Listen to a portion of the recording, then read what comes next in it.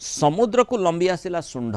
तापुणी हाथी शुंढ बोली लोके कहले पूरी अस्तरंग पीर जहानिया समुद्र रे एभली विचित्र दृश्य देखा मिली पर्यटक माने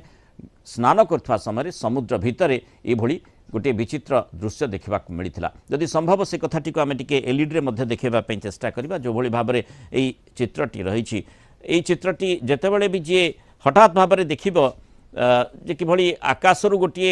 पूरा धार भली तलू लंबी आसी समुद्र भितर को एवं यार दुई तीन प्रकार जो चित्र गुड़िक आप देखु ये बिल्कुल लगुच गोटे कौन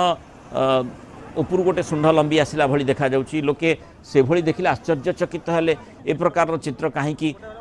एवं इठी गोटे देखंतु जेमती गोटे पानी उपरू को जाउची से भली दर्शा देखा जाउची तेणु